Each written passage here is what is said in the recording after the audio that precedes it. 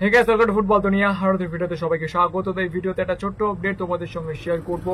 ইতিমধ্যে আমি তোমাদেরকে ইয়াগো ফালকাও সিলভার ইস্ট বেঙ্গলে আসার খবরটা দিয়ে দিয়েছি। তবে যেদিন এই হাই প্রোফাইল বিদেশি ফুটবলার ইস্ট বেঙ্গলে সই করছেন, সেই দিনই কিন্তু ইস্ট বেঙ্গল একজন ভালো মানের ইন্ডিয়ান ফুটবলারকে কিন্তু ছেড়ে দিল। মোবাসির রহমান, যিনি কিন্তু ইস্ট বেঙ্গলে থাকার ব্যাপারে দীর্ঘদিন ধরে অসন্তোষ প্রকাশ করছিলেন, তিনি কিন্তু কার্লোস কুয়াদ্রাতের অধীনে সেরকমভাবে ম্যাচ টাইম পাচ্ছিলেন না।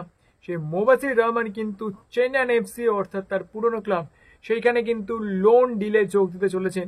এইটা কিন্তু এই মুহূর্তে একদম কনফার্ম আপডেট। ডিল কিন্তু already done and dusted. Mobassir কিন্তু এই সিজনটুকুর জন্য লোন ডিলে চেন্নাইন এফসিতে সই করছেন এবং সেইখানে কিন্তু একটা বাই আউট ক্লজও থাকছে এই লোন ডিলটাতে। অর্থাৎ চেন্নাইন এফসি যদি চায় তাহলে কিন্তু মোবাসিরকে তারা পার্মানেন্ট ডিলে নিয়ে নিতে পারে, সেই রকম কিন্তু একটা ক্লজ এই ডিলটাতে থাকছে। তো মোবাসিরের এই চলে যাওয়াটা কিন্তু আমি বলবো ইস্টবেঙ্গলের মিডফিল্ডে অপশন কিন্তু কিছুটা কমিয়ে দেবে। যদিও East Bengal coach Carlos Cuadrat Mobassir রহমানকে সেরকমভাবে ফার্স্ট 11 বা আইএসএল স্কোয়াডে ব্যবহার করছিলেন না, কিন্তু মোবাসির কিন্তু যথেষ্ট ভালো একজন ফুটবলার এবং তার প্রতিভার ঝলক কিন্তু ইতিমধ্যেই আমরা আইএসএল এ দেখেছি। তো যাই হোক, অলরেডি কিন্তু মোবাসির রহমান চেন্নাইন এফসির পথে যেতে চলেছেন, এটা কিন্তু এই মুহূর্তে একদম কনফার্ম আপডেট।